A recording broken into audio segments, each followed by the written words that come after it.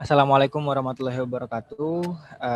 Perkenalkan, nama saya Kersan Salapatahila. Saya mahasiswa Ilmu Administrasi Niaga, Fakultas Ilmu Administrasi Universitas Indonesia Angkatan 2020. Di sini saya akan mempresentasikan mengenai UTS Inovasi Organisasi. Di sini saya akan membawakan tema inovasi dari PT Pos Indonesia. Topik-topik yang akan saya bawakan, yang pertama ada company profile dari PT Pos Indonesia, ada inovasi dari PT Pos Indonesia, kemudian analisis A2F modelnya, kemudian kesimpulan. Yang pertama, company profile dari PT Pos Indonesia. PT Pos Indonesia merupakan BUMN yang bergerak di bidang layanan pos. Saat ini bentuk badan usaha Pos Indonesia merupakan PT dan sering disebut dengan PT Pos Indonesia. Berdiri pada 26 Agustus 1746 dan hingga saat ini memiliki karyawan sebanyak 23.825. Pada September 2020, Pos Indonesia mengalami pergantian CEO menjadi Dr. Faizal Jumadi. Dan semenjak itulah inovasi dari Pos Indonesia semakin baik. Kemudian topik kedua, inovasi dari PT Pos Indonesia. Jadi PT Pos Indonesia memulai inovasinya dari urgensi adanya konsolidasi dari cycle marketplace, ekspedisi dan payment yang saling ketergantungan. Kemudian konsolidasi ini menjadi pemicu dari inovasi PT Pos Indonesia.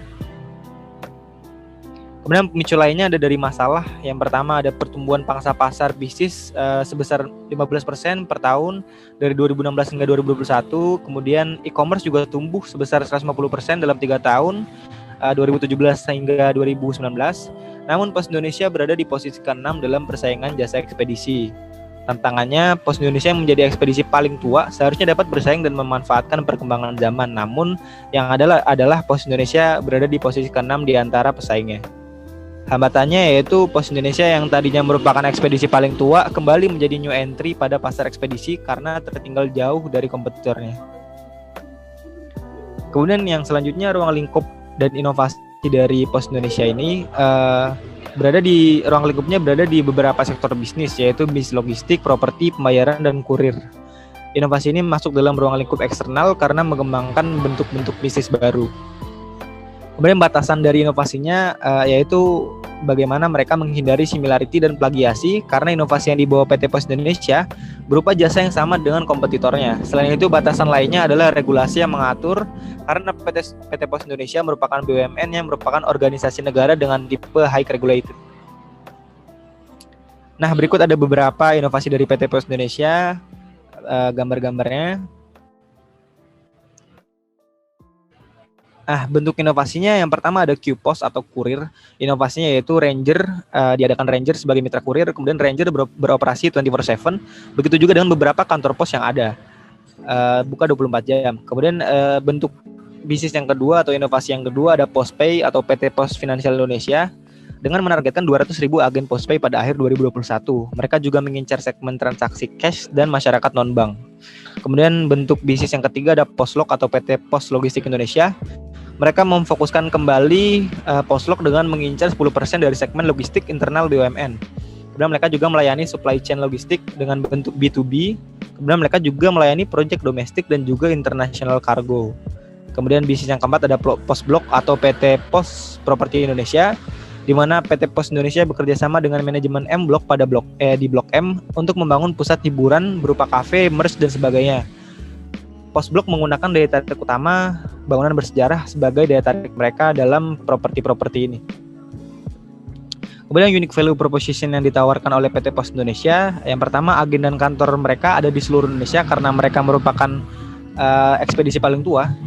Kemudian market mereka lebih luas seperti pada Postpay tadi, mereka mengambil market pada masyarakat cash dan masyarakat non-bank. Kemudian segmen yang berbeda seperti pada Poslog yang tadi, yaitu mereka mengambil segmen pada ekspedisi internal BUMN. Kemudian topik selanjutnya ada analisis A2F model PT Pos Indonesia. Apa sih A2F model itu? A2F model merupakan step by step model untuk mengembangkan inovasi yang sukses.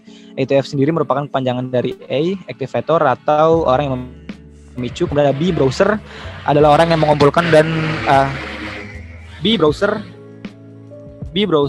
yaitu adalah orang yang mengumpulkan data dan informasi. Kemudian yang ketiga ada C, kreator, di mana mereka merumuskan ide. Kemudian ada D, developer, mereka mengembangkan ide menjadi bentuk inovasi. Kemudian I, eksekutor, di mana mereka mengeksekusi baik dari segi marketing, produk, dan sebagainya. Kemudian yang terakhir F, yaitu fasilitator, di mana mereka memfasilitasi inovasi dan perubahan. Kemudian analisis A to F Post Indonesia, yang pertama aktivatornya dari CEO sendiri, Faisal Jumadi, browsernya dari tim R&D atau Research and Development, kemudian juga ada Product Development. Kreatornya dari CEO Faisal Jumadi, kemudian ada CPO dan tim beserta CEO, CMO dan tim. Developernya yaitu CEO sendiri dan juga Product Development Team. Eksekutornya yaitu shift masing-masing sektor bisnis Pos Indonesia, seperti shift Poslog, shift Postpay dan sebagainya. Kemudian fasilitatornya yaitu BUMN itu sendiri dan CEO-nya. Conclusion pada PT Pos Indonesia, kemudian topik terakhir dari pembahasan ini adalah conclusion atau kesimpulan dari PT Pos Indonesia. Jadi inovasi yang dibawa ini berdampak apa sih?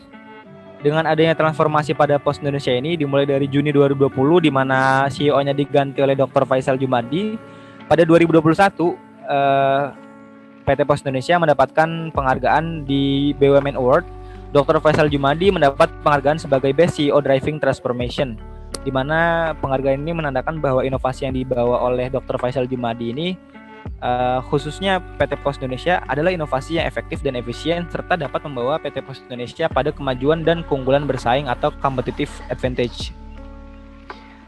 Sepertinya demikian presentasi dari saya dan penjelasan mengenai inovasi di PT Pos Indonesia. Semoga apa yang saya sampaikan dapat tersampaikan dengan baik. Apabila ada kekurangan saya mohon maaf. Terima kasih. Saya Kresan Selafatahila. Mohon pamit undur diri.